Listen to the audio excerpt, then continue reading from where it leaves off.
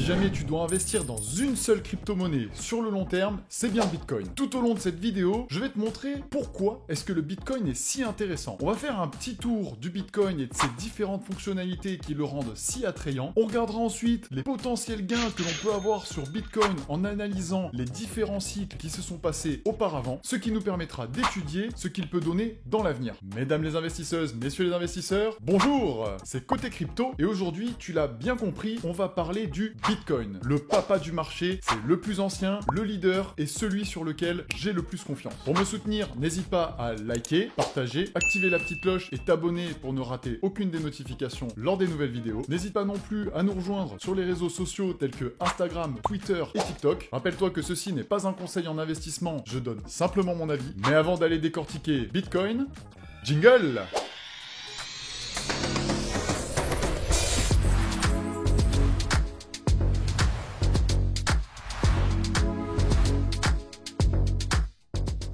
Alors, pour faire un petit récapitulatif sur le Bitcoin, c'est très simple. Il faut savoir que le white paper, sorti donc en 2009, est une documentation toute simple, un PDF qui explique comment fonctionne le Bitcoin et quels sont ses attendus, et rédigé par le mystérieux Satoshi Nakamoto suite au crash boursier mondial de 2007-2008 pour ne plus avoir à connaître une nouvelle fois cela, mais aussi pour se libérer d'un tiers de confiance lorsqu'on veut effectuer des transferts de monnaie. C'est-à-dire ne plus avoir une personne entre toi et moi si on veut s'envoyer des fonds. Ce qu'il faut savoir, c'est que le Bitcoin est découpable en 8 unités. Une unité de Bitcoin est un Satoshi. Un Satoshi est donc égal à 0,0000001 Bitcoin. Ce qui fait que le Bitcoin est complètement accessible à tous. Pas d'excuses. Pour prendre un cas concret, si on achète un Satoshi de Bitcoin aujourd'hui, cela revient à 0,000268 centimes. Alors le premier qui me dit qu'il n'y a pas les moyens. De plus, ce Bitcoin est rare par nature. Il n'y en aura que 21 millions au total dans le monde. Je ne sais pas si tu te rends compte, mais 21 millions, c'est à peine un tiers de la France. Il n'y en aura donc absolument pas pour tout le monde. Et pour prendre un petit exemple un peu concret, imaginons qu'il ne reste plus que 10 Porsche au monde entier, et que moi-même, j'en possède 9. Il n'en resterait donc plus qu'une seule pour le monde entier. Et dans un marché de niche comme celui-là, avec de nombreux passionnés, tu vas vite comprendre que si on la met aux enchères, son prix, on risque de ne pas savoir où est-ce qu'il va s'arrêter à la hausse. Ce phénomène fait donc que le prix peut être en constante augmentation et que les personnes qui en connaissent l'existence et la valeur se l'arrachent. De plus, le Bitcoin se veut être une réserve d'or numérique, un petit peu comme nous avons actuellement avec l'or physique, que nous connaissons tous très bien, et cela permettrait donc de se protéger de l'inflation. Inflation qui est constante, on le sait bien, avec l'impression monétaire. On a toujours du mal à s'en rendre compte, nous, en tant qu'Européens, de ce que peut représenter une réserve de valeur. Mais mettez-vous à la place de pays qui ont vu leur monnaie divisée par 100, par 1000, et qui aujourd'hui ne peuvent plus rien s'acheter avec leur propre monnaie, et encore moins s'ils vont dans des pays étrangers ou s'ils veulent acheter à l'international. Donc si on se place de leur point de vue, certes, nous avons vu par exemple sur la dernière année un Bitcoin ayant perdu presque 80%, mais cela ne reste rien comparé à certains pays qui ont vu leur monnaie divisée par bien plus, et donc ils auraient bien moins perdu, sachant que peut-être que le Bitcoin dans l'avenir pourra se réévaluer, contrairement à leurs monnaies qui en général sont pour la plupart assez peu sauvables. Tout récemment, le réseau Bitcoin, en plus de ce transfert de valeur, a intégré de nouvelles applications, notamment l'échange de NFT et ou de tokens. Ce concept est encore assez décrié puisque les puristes du Bitcoin le voient essentiellement comme une réserve de valeur et non pas un moyen de faire joujou ou de spéculer, ce qui a conduit à des congestions de blockchain et une augmentation des frais lorsque la hype était à son maximum. Je suis donc assez partagé puisque je trouve que ce qui a été fait sur Bitcoin avec les ordinals était vraiment une grosse avancée technologique de la blockchain, mais en effet, on s'est retrouvé avec des frais un peu exorbitants pendant un certain moment. Je pense qu'il y a un bon compromis à avoir entre utilité et congestion. Certainement que des prochaines mises à jour permettront d'éviter cela. Et en effet, ce système d'échange de NFT et de tokens s'apparente plutôt à la blockchain Ethereum. Et donc les puristes veulent éviter cette déviation de la blockchain Bitcoin. Il y a de plus le réseau Lightning, dont j'ai pu te parler dans des précédentes vidéos, qui permet en fait d'ouvrir un tunnel entre deux acteurs. Imaginons que tu es à la boulangerie et que tu vas acheter un simple pain au chocolat. Tu n'as pas envie d'attendre 10 minutes le temps que la transaction se fasse et que la boulangère te laisse partir. J'aurais pu faire une blague avec des miches, fiche, mais je vais m'en passer. Et donc ce réseau Lightning ouvre un canal parallèle à la blockchain Bitcoin pour réaliser une transaction rapide entre deux utilisateurs pour ensuite être validée sur la blockchain principale. Ce qui fait que l'on n'est pas impacté par le temps de transaction, ou beaucoup moins. De plus, la blockchain Bitcoin est extrêmement sécurisée avec le Proof of Work. Le Proof of Work, en fait, tout simplement, c'est le minage. Nous avons des mineurs qui possèdent des ordinateurs partout dans le monde, ce qui explique la décentralisation de la blockchain, et qui viennent valider les différentes transactions en résolvant des codes avec une difficulté que l'on appelle le hash, et qui se complexifie au fur et à mesure des années par le phénomène de halving dont on parlera juste après. La blockchain Bitcoin possède aussi de frais qui sont extrêmement bas en temps normal, et donc si tu veux envoyer de l'argent dans un autre pays, tu n'auras pas à payer d'énormes frais bancaires en fonction de ta somme. De plus, ce sera extrêmement rapide et à ta propre demande et autorisation. Il ne faut pas non plus oublier la cascade de liquidités si l'on parle essentiellement de spéculation, puisqu'en général, Bitcoin a tendance à aspirer une grande partie des actifs et des monnaies fiduciaires pour faire augmenter son prix et sa valorisation, et une fois que les personnes ont réalisé leur premier profit, on remarque une cascade de liquidités ou une fontaine de liquidités qui se déverse petit à petit dans Ethereum et des altcoins qui sont de plus en plus petites jusqu'à arriver sur des projets que l'on appelle par exemple des shitcoins, ou notamment sur le dernier cycle, des actifs comme les NFT. En tout cas, je te propose qu'on aille étudier les cycles précédents directement sur l'écran. Je te laisse me suivre.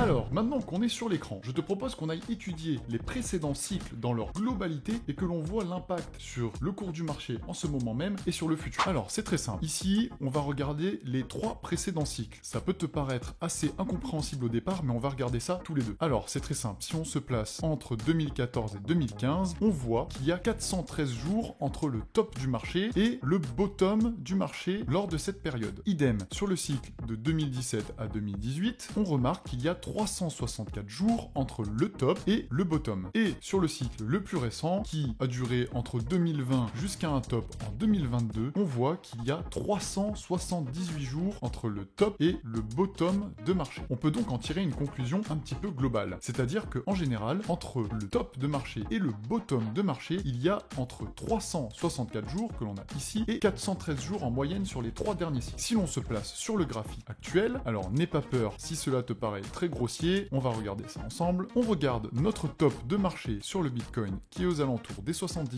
000 $ et qui était en novembre 2021. On se rappelle qu'il y avait au minimum 364 jours, ce qui donne environ un an. Et si l'on se place un an après, c'est-à-dire en novembre 2022, on voit que l'on arrive pile sur la grosse baisse. C'est quand même assez impressionnant, voire même perturbant, que ces cycles coïncident. Nous avons donc un exemple validé. Il semblerait juste que les cycles se raccourcissent petit à petit. On en déduit aussi qu'en général, les bottoms sont considérés des bottoms lorsque l'on a dépassé 60% de baisse par rapport au top. C'est-à-dire que s'il était à 100 000 $, il se retrouverait à 40 000 $. On considérerait que l'on s'approche d'un bottom. Puisqu'ici, on voit que les pertes ont été de 86% du top sur un des premiers cycles, moins 83% du top sur le second cycle et moins 77% du top sur le cycle le plus récent. On a bien dépassé ces 60% et on voit que cela, comme la période de jour, a tendance à se réduire. Si l'on veut analyser un petit peu la suite, ici nous avons un graphique qui présente le nombre de jours après le halving, c'est-à-dire que la date 0, c'est la date du nouveau halving qui arrive environ tous les 4 ans. Cela dépend en fait du cours de la blockchain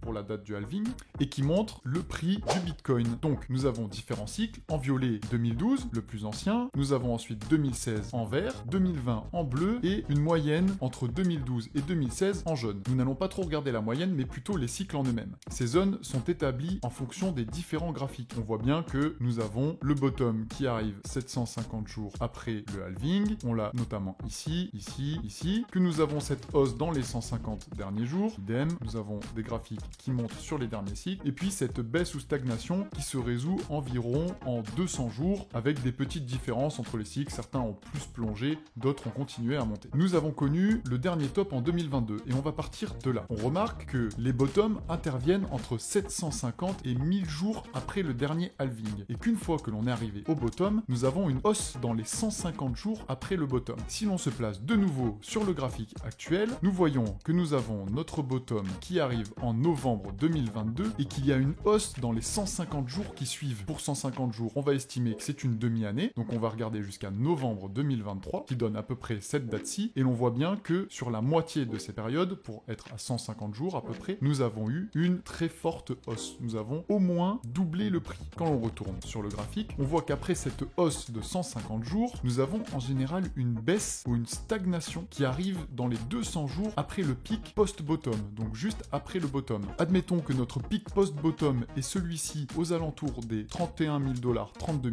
000 $, c'est-à-dire qu'il va y avoir une période de 200 jours où l'on va baisser, voire stagner. C'est ce que j'indique avec cette barre-ci qui est placée juste là. C'est-à-dire qu'à partir de là, nous allons avoir de la baisse ou de la stagnation. Donc c'est une période assez essentielle pour accumuler. J'ai aussi indiqué le halving du BTC qui devrait arriver aux alentours d'avril 2024 et qui en général a relancé les bull runs. Cela ne veut pas dire que ça va exploser au moment du halving. Et une fois que nous avons passé cette zone-là, si on se place au T0, au moment du halving, on voit que le top doit se trouver entre 350 et 550 jours après le halving, comme on peut voir sur nos différents cycles et sur la moyenne. Et donc, pour se donner un très bon ordre d'idée, il suffit de placer ces deux petites réglettes de top entre le 17 mars 2025 et le 3 octobre 2025. C'est par exemple une échelle de temps que nous pouvons viser en termes de top. Il faudra bien sûr s'adapter en fonction des conditions de marché. Pour parler de la performance, si on se base sur les derniers cycles, nous avons vu que de top en top et de cycle en cycle, le prix ne fait que monter au niveau des différents tops. On peut donc s'attendre à un top qui se trouvera au-delà de notre dernier ATH qui se trouvait aux 70 000 $. J'ai regardé les différentes performances en fonction des cycles et cela est assez impressionnant au niveau des pourcentages. Si l'on regarde sur le dernier cycle, nous avons, en posant simplement des longues, entre par exemple un bottom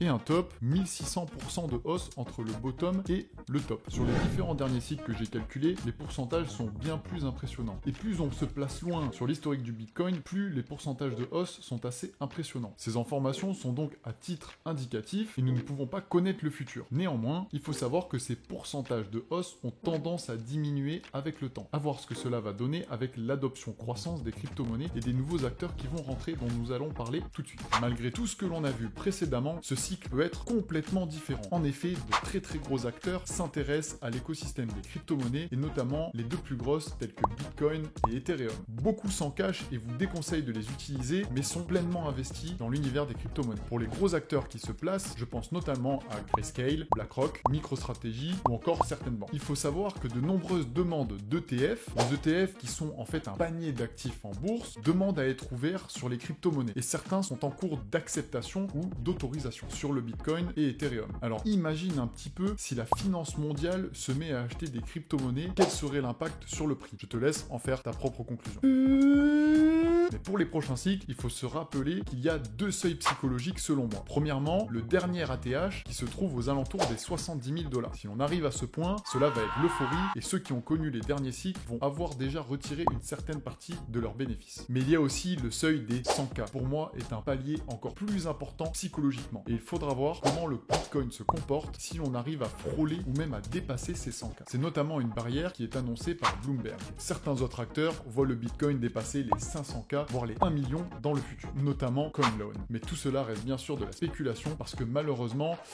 je ne suis pas Madame Irma, même si j'aimerais beaucoup. N'hésite pas à me dire ce que tu penses du Bitcoin en commentaire. Est-ce que toi aussi, tu crois en ce géant du marché? Et à combien est-ce que tu le vois dans le futur? En tout cas, je te remercie pour tout ton soutien sur les différentes vidéos et on se dit à très vite.